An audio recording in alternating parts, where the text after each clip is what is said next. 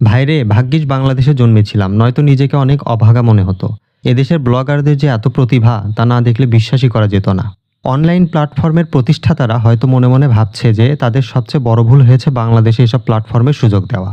বর্তমানে personal activities শেয়ারের নামে কিছু ব্লগার তাদের হাগু করার ভিডিও পর্যন্ত ছাড়ে। অর্থাৎ আমি বোঝাতে চাচ্ছি, যা মানুষদের দেখানোর প্রয়োজন নেই তাও দেখায়। সারা দেশে ধর্মপ্রাণ মুসলমানরা যখন কোরবানির পশু কেনা নিয়ে এ হাট থেকে ও হাটে ঘুরতে ঘুরতে ক্লান্ত, তখন কিছু ব্লগার তাদের কোরবানির জন্য গরু ছাগল কিনে ঠিক গাধার মতো দাঁত বের করে ব্যক্তিগত চ্যানেল ও পেজে আপলোড দিয়ে নিজেকে বীর পালোয়ান ভাবা শুরু করেছে। এদের শরীরে এত এনার্জি আসে কিভাবে বুঝি না। কিছুদিন আগে দেখলাম স্বনামধন্য কিছু ব্লগার বিয়ে করে ভিডিওতে তাদের বউ দেখানো নিয়ে সে কি এক প্রতিযোগিতা। আবার কিছু কিছু বউ ব্যবসায়ী ব্লগার আছে যারা কোনো মূলধন ছাড়াই বউ নিয়ে কন্টেন্ট তৈরি করে কিভাবে লক্ষ লক্ষ টাকা ইনকাম করছে তা সত্যি এক অবাক করার বিষয়। এসব বউ ব্যবসায়ী ব্লগারদের কন্টেন্ট দেখে এদেশের বেকার ছেলেদের মনে হয়তো বিয়ে করার আশা জাগে। তারা মনে মনে ভাবে যে বাড়ি থেকে যদি একটা বিয়ে দিত তাহলে বউকে নিয়ে এভাবে কন্টেন্ট তৈরি করে আয় ইনকাম করে বেকারের তালিকা থেকে নিজের নামটা ঘোচাতে পেতাম।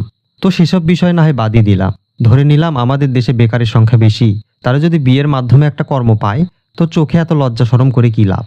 কিন্তু মুসলমানরা তো কোরবানি দেয় মহান আল্লাহকে সন্তুষ্ট করার জন্য। এখন দেখছি এসব ব্লগাররা আল্লাহর সন্তুষ্টি চেয়ে নিজের সন্তুষ্টি বা আত্মতৃপ্তির জন্যই বেশি ব্যস্ত।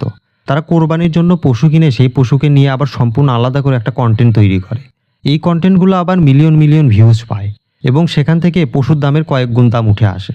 একবার চিন্তা করে দেখেন তো, মানুষের জ্ঞান বুদ্ধি কতটা কমে গেলে আল্লাহর সন্তুষ্টির উদ্দেশ্যে কেনা পশু মানুষকে দেখিয়ে লক্ষ লক্ষ টাকা আয় করে। বিষয়টা অনেকটা কোরবানির জন্য পশু কিনে দাম বেশি পাওয়ায় বেচার মতো অবস্থা। আবার তাদের কন্টেন্ট দেখে ফ্যান ফলোয়াররা কমেন্টে তার চয়েস ও এত দাম দিয়ে কেনা নিয়ে অনেক প্রশংসা করবে, আর সেটা পরে এসব ব্লগারদের বুক গর্বে এক হাত ফুলে যাবে। বর্তমানে এমনিতেই কোরবানি কবুল হওয়া দুষ্কর, কারণ মানুষ হালাল হারাম কিছুই মানছে না। তার মধ্যে যদি আবার লোক দেখানো হয় তাহলে আপনারাই বোঝেন পরিস্থিতি কি। এসব ব্লগারদের উদ্দেশ্যে বলি, ভাই অনেক তো ইনকাম করলেন, কিছু কিছু জিনিস আছে যেটা প্রকাশে না আনাই ভালো। সব বিষয় যদি প্রকাশই করলেন তাহলে গোপন বলে তো আর কোনো কিছু থাকলো না। যেটা আল্লাহর সন্তুষ্টির জন্য সেটা মহান আল্লাহ যেভাবে চান সেভাবেই করা হোক।